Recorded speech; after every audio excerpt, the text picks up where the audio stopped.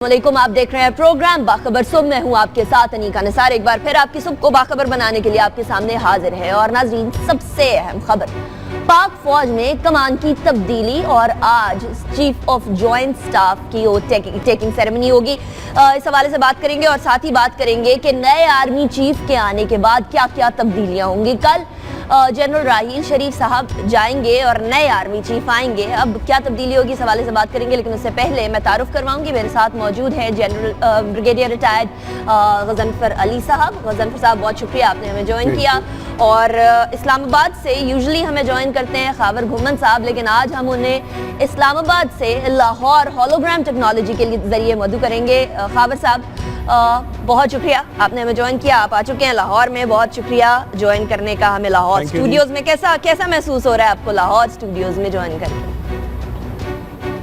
बहुत अच्छा लग रहा है। अब आपके साथ बैठ के फेस टू फेस बात होगी, ब्रिगेड साहब के साथ भी बात होगी। पहले इस्लामाबाद से बैठ के बात करते थे, अब आपके दरमियान बैठे हैं तो अच्छा लग रहा है।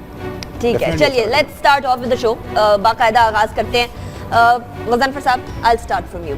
जिस तरीके से पाक फौज की कमान की तब्दीली है और पाक फौज में एक बड़ा इस तरह पाया जा रहा था, स्पेशली अवाम के अंदर, कि क्या जब नए आर्मी चीफ आएंगे या चीफ ऑफ जॉइंट स्टाफ आएंगे तो पॉलिसी में भी तब्दीली होगी या पॉलिसी वैसी की वैसी रहेगी और चीज़ें आगे बढ़ती रहेंगी? जिस तरह से करप्शन के खिलाफ बात की, गठजोड़ की बात की, टेररिज्म, करप्शन और एक नेक्सस की बात की, उस हवाले से। बहुत शुक्रिया रिका। बिस्मिल्लाहिर्रहमानिर्रहीम।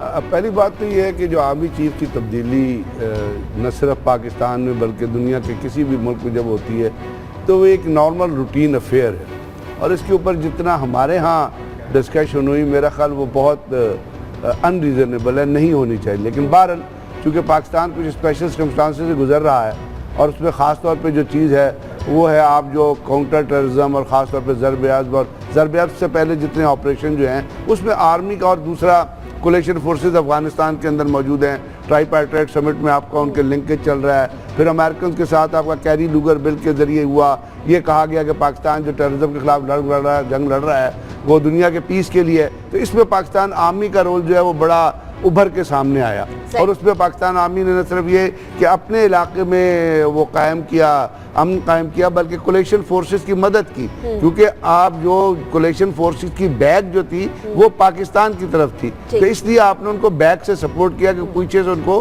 कोई टारगेट ना करे। इसलिए रोल बड़ा, इसलिए लोग जो है वो देखते थे कि पाकिस्तान का नेक्स्ट आर्मी चीफ कौन आएगा। और chairman joint chief of staff तो खैर एक वो ये कह लें कि आप एक ऐसा ऑनरेबल होता है जो तीनों फोर्सेस के ऑपरेशंस को कोऑर्डिनेट करता है, तो उसके ऊपर इतनी स्पेकुलेशन होती नहीं है। अब आज जो वो chairman joint chief of staff जो हैं वो अपने ओहदे का चार्ज संभालेंगे, उनके लिए तकरीब जो है वो जॉइंट स्टाफ हेडक्वार्टर चकलाला में मुनक्किद होगी। कल आर्मी चीफ संभालेंगे तो उसके लिए तमाम का तमाम चेंज ऑफ कमांड सेरेमनी आप लोग लाइव कवर करेंगे, वो होगी GHQ में। अब ये चीफ बात ये है, जो आपने बुनियादी बात की वो थी कंटिन्यूएशन ऑफ पॉलिसी। अब वो पॉलिसीज़ जो हैं बुनियादी तौर पे, जैसे मैंने आपसे अर्ज़ किया, वो दो सेगमेंट में आती हैं।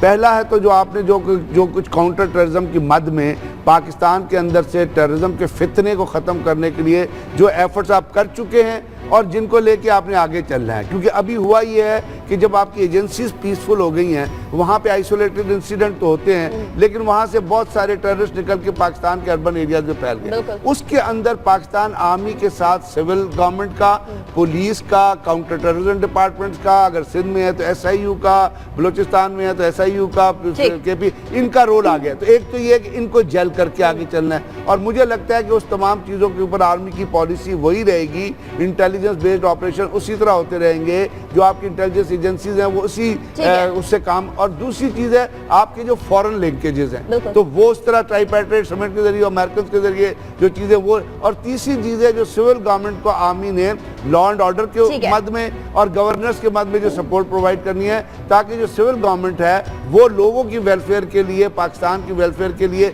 उसी तरह काम करती रहे। और चौथी बहुत इंपॉर्टेंट चीज़ है, जो इंडिया से आपके आने वाले दिनों में ताल्लुकात होंगे, वो ताल्लुकात उस वक्त तक बेहतर नहीं हो सकते। अच्छा, इंडिया की बात करें गजनफर साहब, अभी थोड़ी देर पहले हम लोग एक वीडियो देख रहे थे, खावर साहब आप उस टाइम पे मौजूद नहीं थे, मैं और गजनफर साहब एक वीडियो देख रहे थे। बिक्रम सिंह, जनरल बिक्रम सिंह, उनके इंडिया के एक्स आर्मी चीफ, बड़ी तारीफें कर रहे थे हमारे डेजिग्नेट आर्मी चीफ जो कि अब आ रहे हैं। कमर बाजवा साहब की इंटरनेशनली तारीफें हो रही हैं और ये कहा जा रहा है कि बड़े प्रोफेशनल और बड़े ایک طرح سے ویل کوآرڈینیٹڈ شخصیت کے حامل ہیں. یعنی ہم پوری امیدیں رکھیں. ایک تو ہمارے سی جی ایس جو آ رہے ہیں جنرل زبیر حیات صاحب سے بھی, یہ ٹیم بھی یعنی اسی طریقے سے کنٹینیویشن رکھے گی. اسلام آباد میں اس بارے میں کیا قیاس آرائیاں جا رہی ہیں؟ ایک تو جیسا ابھی بات ہو رہی تھی کہ یہ جو ہمارے ملک کے اندر پچھلے 3 مہینوں سے ایک ہیجان سی کیفیت تھی کہ کون آ رہا ہے آرمی چیف. وہ آرمی چیف نئے آرمی چیف کی اپوائنٹمنٹ ہو گئی, اب سی جی ایس بھی آج ٹیک اوور کریں گے. تو آج کور کمانڈر کانفرنس بھی ہو رہی ہے اور یہ بڑی اہمیت کی حامل ہے کہ ایک جانے والے جو آرمی چیف ہیں وہ نئے آنے والے آرمی چیف کو ویلکم کریں گے اور وہاں پہ جو بھی پلیزنٹریز ایکسچینج ہونی ہیں وہ ہو جائیں گی. یہ بات جو آپ نے بات کی نا کہ نئے آنے والے آرمی چیف کے بعد اسلام آباد اور راولپنڈی کے اندر جو آج پچھلے 2 دن سے جب سے اپوائنٹمنٹ اناؤنس ہوئی ہے اس کے بعد کیا باتیں ہو رہی ہیں. سرٹنلی انیکا جو چیلنجز ہیں نا نئے آرمی چیف کے لیے وہ بڑے سخت چیلنجز ہیں جس کے اوپر زیادہ فوکس اب میڈیا کا اس طرف ہو جائے گا. اس میں ایک جو سب سے بڑا چیلنج وہ ہے ایک تو ضرب عضب کو اس کو پایا تکمیل تک آپ نے پہنچانا ہے اور ساتھ ساتھ جو سب سے زیادہ جو اہم چیز ہے وہ ہے نیشنل ایکشن پلان. جو ملک کے اندر آپ نے جو اندرونی معاملات ہمارے جو ٹیررزم ہمارے پورے ملک کے اندر پھیل چکا ہے اس کو کس طرح آپ نے حل کرنا ہے. تو آنے والے دنوں کے اندر اس پہ زیادہ فوکس رہے گا. آپ نے جو ایک بات کی تھی nexus between the terrorism and اور کرپشن, آرمی چیف صاحب نے جنرل راحیل صاحب نے بات کی تھی, اس کو آپ نے کیسے توڑنا ہے. اس کے علاوہ ہمارا ایک چیز ذہن میں رکھیے گا کہ جب بات ہو رہی ہے کراچی آپریشن کی تو آپ کو پتہ ہے زرداری صاحب بھی واپس آنے کی بات کر رہے ہیں. اور 2015 کے اندر زرداری صاحب نے ایک بات کی تھی کہ جی وہ اب آپ کا 3 سال پورے ہو جائیں گے اس کے بعد ہم ہی نے ہمیشہ رہنا ہے اور ہمیں تنگ مت کریں کہ ہم اینٹ سے اینٹ بجا دیں. اب دیکھنا یہ ہے کہ ان کی اینٹیں پوری ہو گئی ہیں کہ نہیں, وہ واپس آ رہے ہیں یا نہیں آ رہے. تو یہ اندرونی اور بیرونی جو چیلنجز ہیں نئے آرمی چیف کے لیے وہ کافی سخت ہیں. اور ایک اور جو چیز قابل ذکر وہ یہ ہے کہ 2018 کے اندر الیکشن ہے. تو یہ آرمی چیف جو ایک ٹرانزیشن ہوگی ہماری, ایک ابھی تو ملٹری لیڈرشپ کی ہوئی ہے وہ پھر الیکٹڈ گورنمنٹ کی ہوگی, ایک گورنمنٹ سے دوسری گورنمنٹ کی طرف. تو آپ کو پتہ ہے آرمی کا رول ہمیشہ بہت اہم رہا ہے اور اس میں چونکہ ڈیوٹی بھی کرنی ہوتی ہے ڈیورنگ الیکشن تو وہ بھی ایک بڑی اہمیت کا حامل ہے. تو یہ باجوہ صاحب کے لیے وہ جو کنٹینیویشن ہے وہ بڑی اہم ہے. اور ایک جو آرمی کا ایک سٹینڈنگ سٹیچر ہمارے ملک کے اندر بڑھایا ہے راحیل صاحب نے, امیدیں بڑھائی ہیں عوام کے سامنے کہ ہم کام کر رہے ہیں, ڈیلیور کر رہے ہیں اور زیادہ ڈیلیور کریں گے. تو وہ ایک کافی چیلنجنگ ٹاسک ہے اور ہم امید کرتے ہیں کہ باجوہ صاحب اس کو اچھے طریقے سے پورا کریں گے. انیکا میں ایک چیز کہنا چاہتا ہوں کیونکہ ابھی اس پہ بھی بہت زیادہ ڈسکشن شروع ہو جائے گی تو تھوڑا سا اس شو کے تھرو لوگوں کے کانسیپٹ کلیئر کرنا ضروری ہے. اور وہ یہ چیز ہے کہ اب آرمی کے اندر جو تبدیلیاں ہوں گی ان میں سے کچھ ایسی تبدیلیاں ہوں گی جو ایڈمنسٹریٹولی آپریشنلی ریکوائرڈ ہے. جیسے اب اگر 2 کور کمانڈر جو باجوہ صاحب سے سینئر ہیں اگر وہ کنٹینیو نہیں کرتے, جنرل ندیم اور جنرل رمدے, تو ان کی جگہ نئے آفسر پوسٹ ہوں گے. اس کے ساتھ ساتھ چیئرمین سی جی ایس جو ہے جو فوج کی ایک بڑی پیوٹل اپوائنٹمنٹ ہے, چیئرمین وہ جو اپنا سی جی ایس جو ہے وہ سی جی ایس چونکہ جنرل زبیر ریاض سی جی ایس تھے وہ سی جی ایس سی بن گئے تو اب ان کی جگہ نئے سی جی ایس پوسٹ ہوں گے. پھر اس کے ساتھ ساتھ جو جنرل بلال ہیں رینجرز کے وہ اس سے پہلے 11 ڈیو کمانڈ کر چکے 1 سال, ابھی ان کو 1 سال ہو گئے, 1.5-2 سال ہو گئے رینجرز. تو ان کی جگہ کوئی نیا ان کو پوسٹ کرنا چاہیے کیونکہ آرمی کا ایک رول ہے کہ 2 سال آپ کمانڈ کرتے ہیں, 2 سال آپ اسٹاف اپوائنٹمنٹس پہ گزارتے ہیں. اسٹاف اپوائنٹمنٹس کا مطلب ہے کہ آپ کی جی ایچ کیو میں as a principle staff officer یہ پوسٹنگ ہوتی ہے. پھر آئی جی ٹی این ڈی تھے قمر باجوہ صاحب, تو اب آئی جی ٹی این ڈی کوئی نیا پوسٹ ہوگا اور وہ پوسٹنگ جو ہوں گی وہ جنرل قمر جاوید باجوہ کی مرضی سے ہوں گی, مطلب ان کی اپروول سے ہوں گی. اس کی جو پرپوزل ہے وہ ایم ایس برانچ میں آئے گی. تو ابھی مجھے لگتا ہے کہ فوج یہ ڈسکشن شروع ہو جائے گی چینل پہ, اس لیے میں اس کو فور کاسٹ کر کے کہہ رہا ہوں کہ جی انہوں نے اپنے لوگ لگا دیے اپنی آرمی یہ ہونا ہی ہونا ہے. اور آرمی میں جتنی پوسٹنگز ہوتی ہیں وہ پروفیشنل ایکیومنٹ پہ پوسٹ کی جاتی ہیں, چاہے وہ قمر جاوید باجوہ ہوں یا کوئی اور ہو. تو لوگوں کو اس کے اندر سے کوئی انر میننگ نہیں, کیونکہ ہمارے بہت بڑے اینالسٹ ہیں, جیسے آپ ایک اینالسٹ ہیں وہ بڑے 2 ہیں, وہ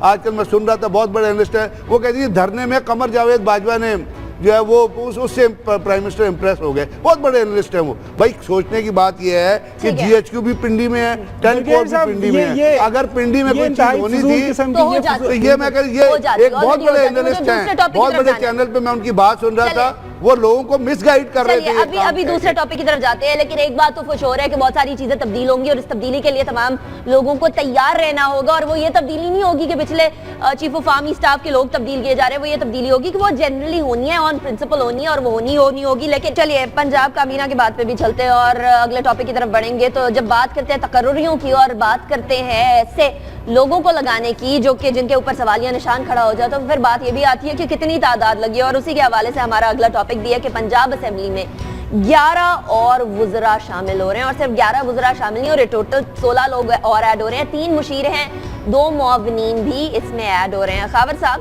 یہ اسلام آباد میں بھی اس طرح سے ایسی چیزیں چلتی تھی, ہم نے سندھ میں بھی دیکھا 6 اور مشیر آ گئے, اب پنجاب میں بھی اس طرح 11 وزراء چھوٹی تعداد تو نہیں ہے.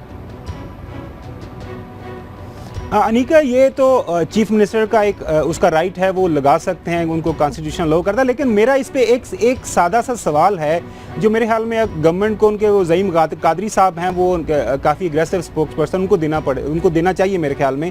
یا تو اس سے پہلے غلط ہو رہا تھا کہ آپ کے اتنے بڑے صوبے کو اتنے زیادہ منسٹرز کی ضرورت تھی تو آپ نے نہیں لگائے, یا پھر اب غلط ہو رہا ہے کہ آپ کے 17-18 مہینے کے بعد وہ الیکشن میں جا رہے ہیں تو اب آپ نے اتنے منسٹرز لے آئے.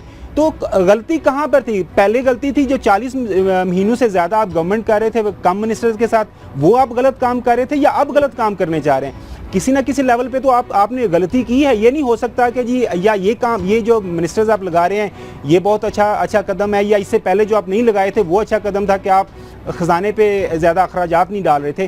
تو یہ میری سمجھ سے تو بالات آ رہا ہے. اس پہ گورنمنٹ آف پنجاب کو کلیئر کٹ ایک رسپانس دینا چاہیے, کلیریفیکیشن دینی چاہیے کہ ان منسٹرز کی اس وقت کیوں ضرورت پڑی. کیا چیف منسٹر صاحب پچھلے 2-3 دن پہلے وہ بیمار ہو گئے, کیا وہ اب ان کی صحت اس قابل نہیں رہی کہ وہ اکیلے اتنی زیادہ منسٹریز سنبھال سکے, لہٰذا انہوں نے یہ سوچا کہ چلو اب میں اپنا کچھ کام ہے کچھ بانٹ دوں, کچھ منسٹر صاحب کو دے دوں, یا پھر اس کے پیچھے کچھ اور عوامل ہیں؟ یہ ہے تو ہمارے ملک کے اندر اس طرح کے جو ہے نا وہ عجیب و غریب قسم کے واقعات ہوتے رہتے ہیں کہ اب جب آپ کی گورنمنٹ کمپلیٹ ہونے جا رہی ہے, ٹرم آپ کی 5 سال کمپلیٹ کرنے جا رہے ہیں, تو آپ نئے منسٹرز لگا رہے ہیں, نئے لوگوں کو آپ جو فیسیلیٹیٹ کر رہے ہیں تاکہ آپ اپنے الیکشن میں جانا ہے تو آپ کی پارٹی میں رہیں, آپ کے ساتھ ملے رہیں.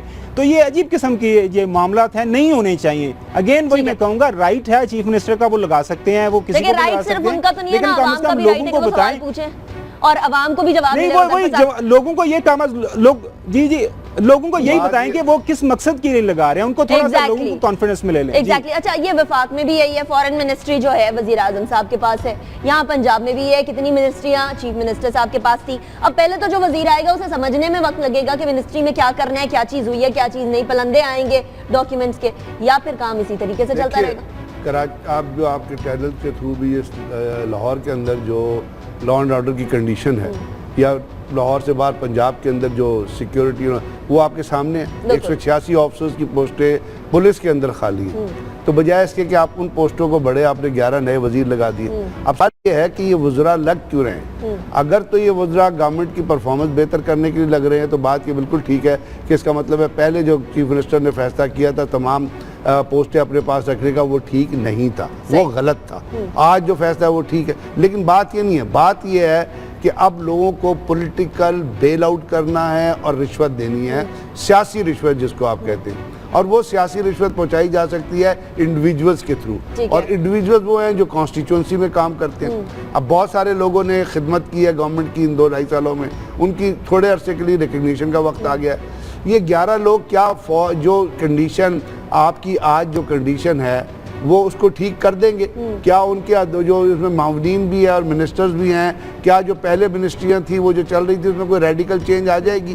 کیا آپ کے پاس اتنے ریسورسز ہیں کہ آپ ایک پازیٹیو چینج لانے کی صورت؟ تو اس تمام چیزوں کو جب آپ دیکھتے ہیں, جو کنڈیشن دیکھتے ہیں, تو اس میں صرف ایک جواب سامنے آتا ہے کہ یہ جو اپائنٹمنٹس ہیں یہ کسی منسٹری کی پرفارمنس بہتر بنانے کے لیے نہیں ہے, یہ لوگوں کو ایک تو اپنی طرف اٹریکٹ کرنے کے لیے ہیں, اور اس کے ساتھ ساتھ جن لوگوں نے خدمت کی ہے 3-3.5 سال ان کو بینیفٹ کرنے کے لیے. تو یہ پولیٹیکل لالی پاپ, وہ جو ہمارے یہاں چیز ہمیشہ میں کہتا ہوں نا, جو سیاسی مصلحت اور سیاسی وہ جو بیٹ کا جو لفظ استعمال ہوتا ہے, یہ بنیادی طور پہ اس چیز کے لیے ان کا کسی قسم کی کسی منسٹری کی اگر تو منسٹریز کی پرفارمنس سے تعلق ہونا تو میں نے آپ بتایا کہ جو پوسٹ ویکنٹس آپ کی پڑی ہوئی ہیں نا ان آسامیوں کو ان کو پوری کریں جب اور منسٹر بھی اس وقت بہتر کام کریں گے وہ منسٹرز بھی جو نئے لیں گے جب آپ کے پاس پورا پیرافرنیا پورا اسٹاف بہتر ہوگا تو اس کا نہ کوئی ریڈیکل چینج آنی ہے لوگوں کو پتا نہ اس سے کوئی فرق پڑنا ہے ہاں فرق پڑے گا آپ کے خزانے کو بیکاز جو چیزیں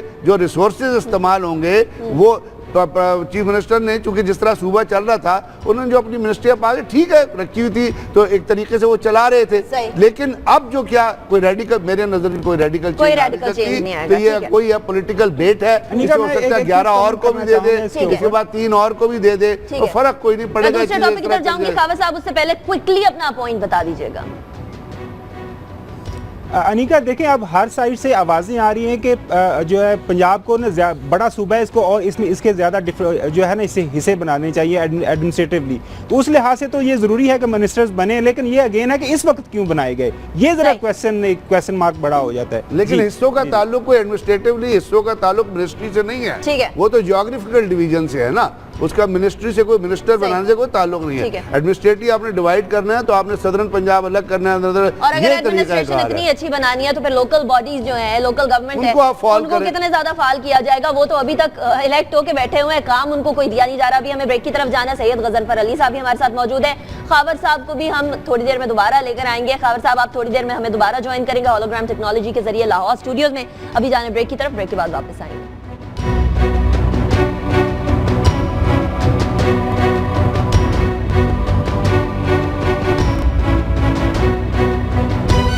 تھے پنجاب کے حوالے سے تو ناظرین صرف اور صرف پنجاب کی سیاست میں مختلف چیزیں نہیں ہو رہی بلکہ ملکی سیاست کے اندر بھی کافی زیادہ ڈیفرنٹ چیزیں نظر آ رہی ہیں کبھی کسی سے کسی کی ملاقات کسی کے واپس آنے کی بات اور کہیں دبئی میں ملاقاتوں کی بات اور دبئی میں مشرف صاحب کی پیر پگاڑا سے ملاقات کی باتیں گرم ہو گئی ہیں اور گردش کرنے لگی ہیں ایسے میں پاکستان کے تمام فیصلے کیا دبئی اور لندن میں ہونے جا رہے ہیں یا ہو رہے ہیں اس حوالے سے بات کریں گے غضنفر صاحب مشرف صاحب کی اور پیر پگاڑا کی ملاقات ہونا پہلی مشرف صاحب ایم کیو ایم اور ساتھ ہی پی ایس پی کے حوالے سے بڑے سامنے نظر آئے کچھ بیان بازیاں بھی سامنے نظر آئی کیا مشرف صاحب پورے طریقے سے سیاسی طور پر لانچ ہونے جا رہے ہیں بات یہ ہے کہ پیر پگاڑا صاحب کی جو پاکستان کی سیاست میں جو ان کی رول ہے وہ آپ کو پتہ ہے اور وہ کافی مقتدر حلقوں میں کافی ان کا انفلوئنس اور کافی ان کی نالج رہتی ہے بلکہ اس سے پہلے جو پیر پگاڑا صاحب تھے وہ تو بہت ہی زیادہ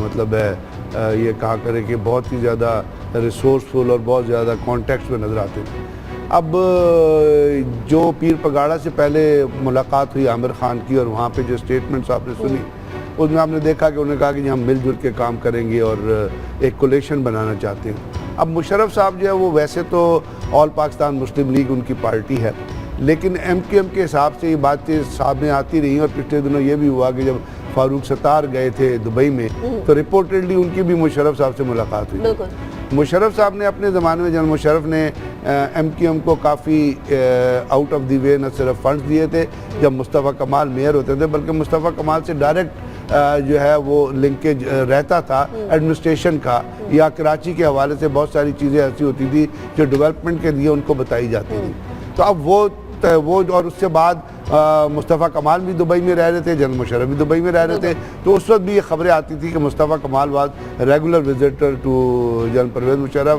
اور ان کی آپس میں بات چیت ہوتی رہتی تھی لیکن جنرل پرویز مشرف نے ایم کیو ایم کی طرف اورینٹیشن دینے کے بجائے ہمیشہ آل پاکستان مسلم لیگ جو ہے اس کو فال کرنے کی کوشش کی لیکن وہ نہیں ہو سکی اس کا جو سسٹم نہیں چل سکا ویسے کچھ آثار بھی نہیں نظر آ رہے کہ ہو پائے گی جی ہاں ہوپ نہیں ہو سکتی نا ختم ہو گئی سمجھے کہ ڈیڈ ہو گئی ہے اب انہوں نے چونکہ یہ خواہش کا اظہار کیا کہ میں پاکستان کو میں پریزیڈنٹ رہا ہوں اور میں ایک رول پلے کرنا چاہتا ہوں تو اب ان کو اگر رول پلے کرنا ہے تو ان کو پولیٹیکل پلیٹ فارم تو چاہیے ہوگا تو میرا خیال جو پگاڑا صاحب جو ہے وہ ان کو یہی راضی کریں گے کہ آپ کسی طرح ایم کیو ایم میں کی جو اب ایم کیو ایم پاکستان اور ایم کیو ایم پی ہے مجھے مستقبل میں یہ نظر آ رہا ہے کہ چونکہ ابھی الطاف حسین کا رول شکر ہے کہ اس پالیٹکس سے آہستہ آہستہ ڈیمونش ہوتا نظر آئے. اس کے ٹھیک. کچھ ساتھی موجود ہیں, ٹھیک کچھ ہے. سمپتھائزر موجود ہیں, لیکن جس طرح پی ایس پی کا انفلوئنس پڑتا جائے گا, پاکستان مسلم پی ایم کیو پاکستان کا مطلب انفلوئنس, تو ان کے لیے جگہ ٹھیک ہے. سکویز ہوتی جائے گی. صحیح. تو اس میں مجھے مستقبل میں نظر آ رہا ہے کہ مستقبل مشرف صاحب کی جگہ بنتی جائے گی. یہ دونوں پارٹیاں ایک تو ایک ہو جائیں گی, صحیح. اور جب یہ ایک ہو جائیں گی تو مشرف صاحب کا, لیکن میری نظر میں کراچی چھوڑ کے ٹھیک ہے. وہ نیشنلی مشرف صاحب کا امپیکٹ جو ہے وہ نیگیٹو ٹھیک. آئے گا, کیونکہ وہ اپنی پولیٹیکل اسپیس جو ہے اب لوز کر چکے ہیں. ہاں کوئی ریڈیکل چینج ہو جائے تو پھر اس سے میں لگتا ہے. چلیے ٹھیک ہے, اگر ریڈیکل چینج کی بات کریں خاور صاحب, تو اگر اسپیشلی اگر مشرف صاحب, پیر پگارا صاحب اور P S P, M Q M Pakistan, ان سے ملاقاتوں کی باتیں سامنے آئیں, تو پھر یعنی ان کا بھی ابھی ریجنل فوکس ہوگا کراچی بالخصوص اور سندھ بالعموم. نیشنل پالیٹکس کے اندر تو وہ انٹرنس نہ ہوئی نا. انیکا, میں پہلے بھی اپنے پروگرام میں ہم اس کا ذکر کر چکا. میرا اس پہ کنسیڈر اوپینین یہ ہے کہ اچھا برا وقت جو ہے جناب مشرف صاحب اپنا دیکھ چکے ہیں, اور اب ان کے پاس ملک کے اندر وہ سیاسی میرے خیال میں کوئی ایسا رول نہیں ہے جو آ کے وہ پلے کر چکے ہیں. ایک تو ان کے خلاف کیسز پاکستان کے اندر, پاکستان کی عدالتوں کے اندر, اسلام آباد ہائی کورٹ میں ہے, سپریم کورٹ میں ہے, کراچی کے اندر عدالتوں کے اندر ان کی ساری جائیداد خود کی ہو چکی ہے. ان کا گھر جو ہے تالا اس پہ ڈالا جا چکا ہے گورنمنٹ کی طرف سے. تو میں نہیں سمجھتا کہ وہ کوئی پاکستان کے اندر اب ان کا کوئی پاکستان کی سیاست کے اندر ان کا کسی قسم کا رول ہے. تو پیر پگارا صاحب کو آپ کو پتہ ہے کہ ریجنل قسم کا رول رہا ہے, کراچی کی گورنمنٹ تک رہا ہے, یا فیڈرل گورنمنٹ میں کوئی ایک آدھ منسٹری لے لیتے ہیں, وہ ان کا بھی ایک اسی لیول کا رول ہے. تو یہ بالکل وہی ہے کہ یہ ساری وہ فورسز ہوتی ہیں, وہ کہیں نہ وہ ایک اپرچونٹی کی تلاش میں رہتے ہیں. یہ کہیں نہ کہیں ہم فکس ہو جائیں, کہیں ہمارا کہیں کوئی منسٹر ایک لگ جائے, سندھ گورنمنٹ میں لگ جائے, فیڈرل گورنمنٹ لگ جائے, تو نیشنل لیول پہ کوئی نہیں ہے. اور ویسے بھی جناب مشرف صاحب کا جو بھی انہوں نے کرانا تھا وہ تو کر چکے ہیں. جس طرح برگیڈ صاحب نے بات کی کہ ایم کیو ایم دیکھیں 2002 سے اس کے بعد 2008-10 تک جو کراچی کے اندر جو سب سے زیادہ کرائم ریٹ ہوا, اتنے زیادہ قتل و غارت ہوئی, اس میں میرے نزدیک تو بلا واسطہ یا بل واسطہ کسی نہ کسی طرح جناب مشرف صاحب شامل تھے. تو کہیں کسی وقت پہ اگر وہ پاکستان واپس آتے ہیں تو ان سے یہ جواب مانگا جائے گا. لہٰذا آئی ڈونٹ تھنک سو کہ وہ پاکستان میں واپس آئیں گے, کوئی سیاست کریں گے یا انہیں کوئی سیاست کرنے دے گا. لہٰذا وہ پیسہ انہوں نے بھی کافی اکٹھا کیا ہوا ہے, آرام سے دبئی بیٹھے, لندن بیٹھے, نیو یارک بیٹھے ہیں, آرام سے کھائے پیے موج کریں. اب یہ چھوڑ دینا چاہیے ان کو یہ سیاست. یہ تو بعد میں پتہ چلے گا کہ وہ واپس آئیں گے یا نہیں آئیں گے, اس لیے کیونکہ بڑے بڑے لوگوں کے بارے میں بات کی گئی کہ وہ نہیں آئیں گے, لیکن وہ آتے رہے, جاتے بھی رہے اور پھر آتے رہے. تو مشرف صاحب کو بھی کچھ دنوں میں پتہ چل جائے گا. لیکن یہ اہم ملاقاتیں اگین یہ میرا اس پہ اوپینین ہے, یہ وقت ہی بتائے گا. میں دوسرے ٹاپک کی طرف جانا چاہ رہی ہوں, اور وہ ایک ایسا ٹاپک ہے جو کہ عام عوام کے حوالے سے بڑا امپورٹنٹ ہے, کیونکہ پاکستان ایک ایگریکلچرل ملک ہے, اور اس ایگریکلچرل ملک کے اندر گندم بہت زیادہ استعمال کی جاتی ہے, اور گندم کا بحران کریٹ ہونے جا رہا ہے. یہ کہا جا رہا ہے اس حوالے سے کہ لانگ ٹرم جو بچا کے رکھی جاتی ہے گندم, اس حوالے سے کچھ بحران پیدا ہو جائے گا. خاور صاحب مجھے بتائیے گا کہ گندم کا بحران ایک ایسے ملک کے اندر جو کہ ایگریکلچرل کنٹری ہے, جس کو کہا ہی ایگریکلچرل اکانومی جاتا ہے, کچھ سمجھ میں نہیں آتی بات. انیکا, یہ میرے نزدیک یہ آج کی سب سے بڑی اور سب سے تشویشناک خبر جو ہے وہ آج کے دن کی وہ یہی ہے کہ پاکستان بحیثیت ایک ایگریکلچر اکانومی, ایک زراعت بیسڈ ملک جو ہے, اس کے اندر یہ اس طرح کی خبریں آ رہی ہیں کہ جہاں پہ ہمارا جو فوڈ باسکٹ وہ بہت بڑا ہونا چاہیے, ہم بجائے اس کی اپنی ضروریات پوری کریں, پوری دنیا کو ایکسپورٹ کریں, وہاں پہ ہم گندم جیسی جو ایک جنس ہے اس کے بارے میں اب یہ خبریں آ رہی ہیں کہ وہ اس کی قلت پیدا ہونے جا رہی ہے. اس کی اور وجہ بالکل صاف ہے. ایک تو یہ دیکھیں آپ کے پاس وہ یہ سارے ذخائر تھے, ان کو کسی ریزنیبل جگہ پہ ان کو سیف رکھنے کا کوئی آپ کے پاس گڈاؤن ریزنیبل نہیں ہے. اور دوسری سائڈ پہ پچھلے 3-4 سال سے, یہ میں نہیں کہہ رہا, یہ اکانومی سروے آف پاکستان جو ہر سال گورنمنٹ ریلیز کرتی ہے, اس کے مطابق آپ کی زراعت جو ہے اس کی گروتھ نہیں ہو رہی. مطلب ایک جو کاسٹ آف پروڈکشن ہے, 1 ایکڑ پہ اگر ایک کسان جو ہے 10,000 روپیہ لگاتا ہے چاول یا گندم اگانے کے لیے, تو اس کی جو at the end of day اس کو جو اسے پروفٹ ملتا ہے یا اس کی پروڈیوس ملتی ہے وہ 6-7 ہزار روپیہ مل رہی ہے. تو لوگ جو گندم یا چاول یہ ساری چیزیں نہیں, اس کی کاشت نہیں کر رہے. اس کی وجہ یہ جب کاشت نہیں ہوگی تو پھر آپ یہ کہاں سے فصل پیدا ہوگی. لہٰذا یہ گورنمنٹ لیول پہ اس کی سوچ ہونی چاہیے کہ آپ کا ملک جس کا آپ کہہ رہے ہیں کہ آپ کی 60 سے 70% آپ کی آبادی ہے, اس کی جو لائیولیہڈ ہے وہ بیس کرتی ہے آپ کی ایگریکلچر پہ. تو ایگریکلچر کو آپ کو سبسیڈائز کرنا پڑے گا. پوری دنیا کے اندر, امریکہ کے اندر کسان کو کیا جاتا ہے, انڈیا کے اندر کسان کو جو سبسیڈائز کیا جاتا ہے, اور باقی سارے ممالک کے اندر. اس کی وجہ یہ ہے کہ جب آپ کو خوراک کے مسائل پیدا ہو جائیں گے کسی ملک کے بھی اندر, جس طرح ہمارے ملک اس خبر کے مطابق ویٹ کرائسس ہو رہا ہے, تو جب آپ کو کھانے پینے کو نہیں ملے گا تو باقی آپ کے بے شک فورن ریزروز ہوں, بے شک آپ کے پاس نیوکلیر ویپنز ہوں, بے شک آپ کے پاس بہت بڑی فوج ہو, تو پھر آپ جب عوام کو کھانے کو نہیں ملے گا تو لہٰذا یہ بہت ضروری ہے. بالکل. اچھا, گندم کی کمی ہونا ایک فرٹیلائزر کے سیکٹر کے اندر بڑا مسئلہ آ رہا ہے غضنفر صاحب. دوسرا مسئلہ یہ آ رہا ہے کہ کسانوں سے پراپر قیمت کے اوپر گندم نہیں خریدی جاتی, تو وہ کاشت کرنے کے لیے انکریج ہی نہیں ہوتے. دوسرا یہ کہ آپ لودھرا کے اندر جا کر کسان پیکج تو اناؤنس کر دیتے ہیں, اس کا کیا بنا, کیا ہوتا ہے, اس کے بارے میں اس کے نا براڈر پرسپیکٹو میں دیکھیں اس کے دو ریزن ہیں. ایک تو پروڈکشن ریزن ہے, ایک ہے ایڈمنسٹریٹو ریزنز ہیں. اب آپ نے ربی کے لیے جو 2016-17 میں اس وقت جو ہے نیشنل فوڈ ریسرچ کونسل آپ نے 26.01 ملین جو ہے وہ فورکاسٹ کیا تھا کہ اتنا پروڈیوس ہوگا.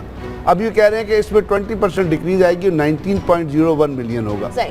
اس کے ساتھ ساتھ آپ کی کوئی 9.9 ملین ویٹ ہے جس نے باہر ایکسپورٹ ہونا تھا, وہ ابھی تک پڑی ہوئی, آپ پوری ایکسپورٹ نہیں کر سکے. اس کے ایڈمنسٹریٹو ریزن میں بہت چھوٹی سی بات ایک آپ کو بتاؤں گا جو کسانوں کو ڈسکریج کرتی ہے, جس کے لیے گورنمنٹ کو کرنے آج تک کانسنٹریٹ نہیں کیا.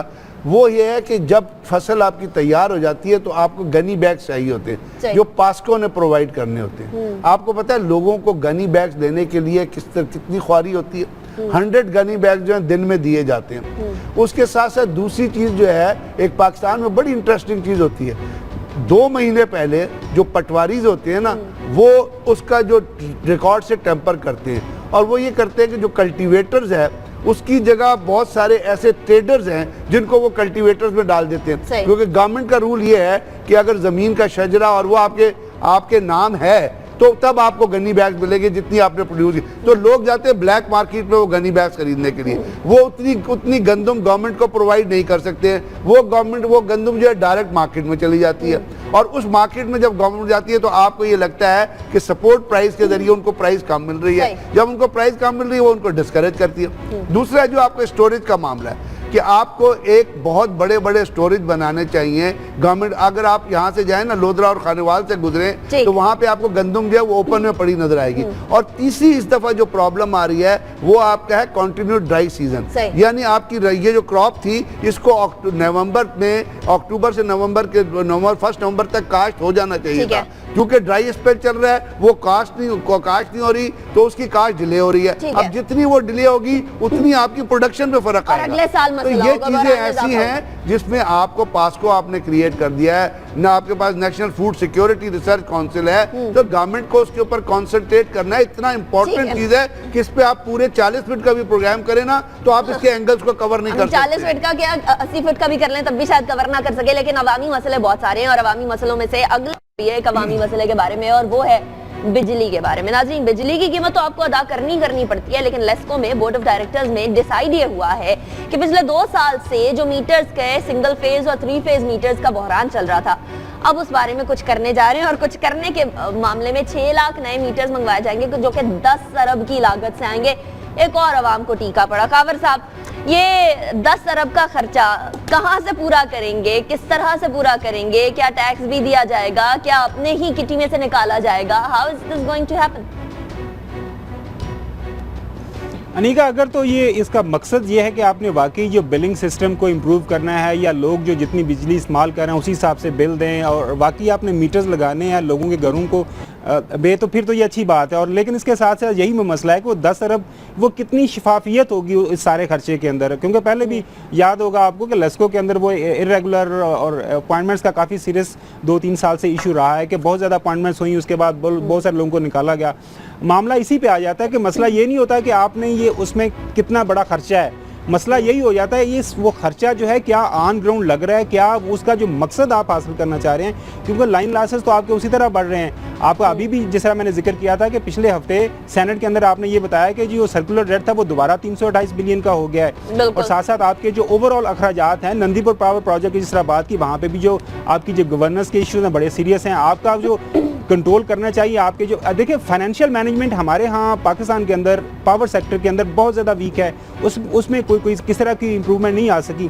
تو بجائے یہ بات ایک سیپریٹ ہے کہ جی یہ اکوپمنٹ چاہیے, اس کے بل میٹرز چاہیے پراپر بلنگ کے لیے بالکل چاہیے, اس کے لیے آپ پیسے خرچیں جتنی آپ کی ضرورت ہے خرچیں, لیکن معاملات وہی ہے کہ وہ اخراجات آپ کیا قرضہ لے کے پورے کریں گے یا کہاں سے پورے کریں گے. یہ آپ نے دیکھا نا کہ ہر کام کرنے کے لیے آپ کرتے کیا ہیں کہ کسی بینک سے قرضہ اٹھا لیتے ہیں, بجائے اس کے کہ ایک آپ کی جو پاور سیکٹر یہ جو پاور پروڈیوسنگ کمپنیز ہیں یا جو پاور آگے ساری ڈسٹریبیوٹ کرتی ہیں ڈسٹریبیوشن کمپنیز, ان کے ساتھ مل کے بیٹھ کے وہ کس طرح وہ ساری چیزیں مینیج کرتے ہیں ایک اکنامک ایکٹیویٹی سے, وہاں سے پیسے نکال کے تو وہاں سے سارے معاملات چلاتے ہیں. اگین وہ یہ ہے کہ یہ معاملہ اس طرح کا ہے کہ اس کو زیادہ غور سے دیکھنے کی میرے نزدیک وہ یہ ہے کہ یہ جو سارا یہ جو پیسے 10 ارب لگائے جائیں گے کیا وہ اس میں کتنی شفافیت ہوگی, وہ کتنے صحیح طریقے کے ساتھ اس کا جو ہے نا سپینڈنگ ہوگی, وہ زیادہ. اور پھر عوام کا ڈیفینیٹلی ایک سوال یہ بھی ہے غضنفر صاحب کہ ایک جو ہمیں بل دے دیا جاتا ہے وہ ایک جنرلائز سا بل ہوتا ہے, چاہے آپ کا 1 مہینہ گھر بند رہے آپ کا بل اتنا ہی آتا ہے جتنا آپ کے ہمسائے کا آتا ہے.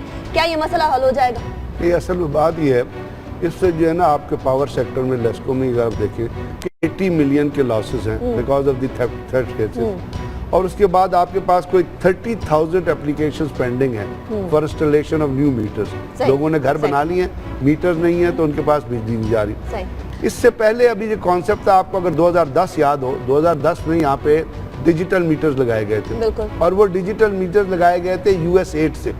US8 کا مطلب یہ ہے کہ جو اس کا ڈیٹا تھا جتنا سارا وہ لاہور میں جاتا تھا, لیکن الٹیمیٹلی جو سرور تھا امریکہ میں وہاں پہ آپ کے تمام بلوں کا ڈیٹا جاتا تھا. تو کانسیپٹ یہ تھا کہ یہ سرور بھی ہم جا کے پاکستان میں لگا لیں. اس سے پہلے جب جنرل ذوالفقار وابڈا کے چیئرمین تھے اس وقت بھی میٹرز کا ایک بہت بڑا اسکیم ہوا تھا اور بہت بڑا اسکینڈل ہوا تھا کہ چائنیز کمپنی کو میٹرز کا آرڈر دیا گیا تھا. وہ میٹرز جب آئے تھے تو پتہ چلا کہ وہ تو ڈیفیکٹیو میٹرز آئے ہیں, وہ لگائے ہی نہیں گئے تھے, وہ وابڈا کے سٹور میں پڑے رہے تھے. اب یہ لیسکو جو میٹر لگانے کی کوشش کر رہی ہے اس میں ایک تو آج کل جو کانسیپٹ ہے نا دنیا میں میٹرز کا وہ ہے سمارٹ میٹرز کا کانسیپٹ جو ویسٹ میں چل رہا ہے. اور سمارٹ میٹرز کا کانسیپٹ پہ آپ تمام تھیفٹ بھی بچا لیتے ہیں. اس میں ہوتا یہ ہے کہ آپ کو کارڈ جس طرح اپنا موبائل میں کارڈ لوڈ کرتے ہیں نا اس طرح میٹر میں آپ کارڈ ڈالتے ہیں, 1000 کا کارڈ ڈالتے ہیں, آپ 1000 کی بجلی استعمال کرتے ہیں, 1000 کی بجلی. اب بات یہ ہے کہ یہاں پہ جو پرابلم ہے اس کو آپ نے میٹ کس طرح کرے, کیونکہ لوگوں کی تو ڈیمانڈ ہے, بجلی دینی تو ہے نا گورنمنٹ نے. تو اس بات یہ ہے کہ آپ میٹر ضرور منگائیں, اور میٹر منگانے کے بعد اس کے اوپر ایک پوری لیسکو کو ایک کمیٹ, کیونکہ میٹرز کا 4 دفعہ فراڈ وابڈا میں ہو چکا ہے. بالکل میں آپ کو بتا رہا ہوں کہ یہ 4 دفعہ یہ آلریڈی یہ پیسے جو کھائے جاتے ہیں یہ میٹر کی مد میں بہت, کیونکہ آپ جب نیگوشیٹ کرتے ہیں نا تو اس میں ایک ہوتی ہے کمیشن منی, تو وہ میٹر کے جو پیسے خاور کھائے جاتے ہیں نا وہ بنیادی طور پہ ہوتا ہے کہ آپ کے پاس you do not constitute a transparent committee for dealing with the company. اور اس میں ایک اور چیز بڑی ضروری ہے کہ چونکہ میٹرز اتنی ساری کمپنیاں چائنیز بھی بنا رہی ہے, ویسٹ بھی بنا رہا ہے, اتنی کمپنیاں بنا رہی ہیں کہ اس میں ایک کمپنی کو سارے میٹرز نہیں بلکہ 2 سے 3 کا ایک کنسورشیم بنانے چاہیے. تو اگر ضرورت ہے تو ضرور کریں, لیکن کرنے کے لیے جو شفافیت اور جو اس کے اندر آنا ہے, کیونکہ اس میں بہت پیسہ بنایا جائے گا, تو یہ چیزوں کو کنٹرول کریں. لیکن عوام کو کیونکہ ہو یہ رہا ہے کہ جہاں پہ میٹر ڈیفیکٹو ہے نا وہاں پہ عوام کو ڈیٹیکشن بل ڈال دیتے ہیں, اور ڈیٹیکشن بل جو ہے وہ آپ کو پتہ ہی ہے کس طرح. اور نیب نے کہا ہے کہ کوئی بھی نیا اتنا بڑا پروجیکٹ ہوگا تو اس کے اندر نیب کا ریپرزینٹیٹیو بھی ہوگا, اور اس تمام پروجیکٹ کی جو فیزیبلٹی ہے اس کی اپروول بھی نیب سے لی جائے. نیب کے ڈپٹی چیئرمین کے بارے میں تو ابھی ہم نے سٹوری کی, وہ نادرا کا کیس ہے ان کا, یہ بھی یاد رکھیے گا. وہ ڈپٹی نیب وہ نادرا میں تھے جب اس کا کیس. جی خاور صاحب وہ انیکا وہ یہی ہوگا, یہ ٹینڈر اپروو ہو گئے, بعد میں پتہ چلے گا یہ 10 ارب میں سے 2 ارب کرپشن میں چلا گیا, اس کا 2 ارب کرپشن میں اس پلی بارگین کے تحت وہ نیب کو کچھ مل جائے گا, اور نیب سے کچھ پیسے گورنمنٹ کو چلے جائیں گے, جنہوں نے کرپشن ہوگی وہ گھروں کو چلے جائیں گے. تو وہی ہے مسئلہ, تو وہی ہے نا سر کہ وہ سسٹم سارے کا سارا رگڈ ہے, تو اس میں کچھ بھی نہیں ہوگا. نہیں وہ آپ کی بات بالکل ٹھیک ہے, میں تو وہ کہہ رہا ہوں کہ میٹر کی ضرورت ہے, میٹر لگنے چاہیے. نہیں میٹر لگنے چاہیے, پرابلم کو تو میٹ کرنا ہے, میٹر ضرور لگنے چاہیے, میٹر لگ جائے, میٹر لگ جائے. ایگزیکٹلی جی خاور صاحب مکمل کریں, اس کے بعد پھر ہم اپنا پوائنٹ بولیں. میں کہہ رہا ہوں کہ میٹر لگنے چاہیے, میٹر ضرور لگیں, لیکن مسئلہ وہی ہے کہ یہ 10 ارب ہے وہ کہاں پہ آن گراؤنڈ لگے گا کہ نہیں لگے گا. جس طرح ابھی آپ نے بتایا کہ اس سے پہلے جتنے بھی لوگ آئے انہوں نے اپنی اپنی جیبیں بری اور سائٹ پہ ہو گئے, پلی بارگین میں نیب کے اندر معاملات کیے اور اس کے کیا کہتے ہیں واشنگ پاؤڈر سے صفائی ہوئی آپ کی, چلے گئے نکل کے آرام سے. تو مسئلہ وہی ہے نا کہ پورے کا پورا سسٹم تو ریگڈ ہے, اور یہ ہو نہیں سکتا کہ 10 ارب کا پروجیکٹ ٹینڈر پاس اور اس میں کسی کی جیب میں کوئی جائے نا. پاکستان میں ابھی ایسی ٹریڈیشن ہے نہیں, اللہ کرے. ایک چیز اور بھی ہے نا, اب انٹرنیشنل مارکیٹ میں ایک چیز اور یاد رکھیں, انٹرنیشنل مارکیٹ میں ہے کہ جب آپ نیگوشیٹ کر رہے ہوتے ہیں نا, تو جو لوگ نیگوشیٹ کرتے ہیں جب کانٹریکٹ دے تو انٹرنیشنل مارکیٹ میں کمپنی میں سیٹل ہے کہ انہوں نے آپ کو کمیشن دینا ہے, کیونکہ انہوں نے وہ اپنے کانٹریکٹ میں کیٹر فار کیا ہوتا ہے. وہ کہتے ہیں کہ جی آپ نے ہمارے ساتھ ڈیل کیا ہے, یہ 1% لیکن عجیب بات یہ ہے کہ کچھ نہ بھی ہو تب بھی عوام کے مائنڈ میں یہی پرسیپشن ہے کہ کسی نہ کسی طریقے سے کچھ نہ کچھ گڑبڑ ہوگی. اس لیے اب حکومت کو تمام چیزیں کھول کر شفافیت سے سامنے رکھ دینی چاہیے تاکہ عوام کو شک بھی نہ ہو ان کے کسی بھی کام پر. لیکن پتہ نہیں یہ چیزیں سامنے رکھی جائیں گی یا نہیں رکھی جائیں گی. لیکن میں شکریہ ادا کروں گی اپنے پینل کا. خاور گھمن صاحب آپ کا شکریہ, آپ نے ہمیں اسلام آباد سے جوائن کیا لاہور میں ہولوگرام ٹیکنالوجی کے ذریعے. کل بھی ہم آپ کو اسی طریقے سے مدعو کریں گے. سید غضنفر علی صاحب آپ کا بھی بہت شکریہ, آپ نے جوائن کیا. ہمارے آج کی شو سے اتنا, ہمیں فیڈ بیک ضرور دیجیے گا. باخبر صبح کے نام سے فیس بک ٹویٹر دونوں پر موجود ہیں. اپنا بہت خیال رکھیے. پاکستان اور پاکستانیوں کے لیے دعا گو رہیے گا. اللہ حافظ.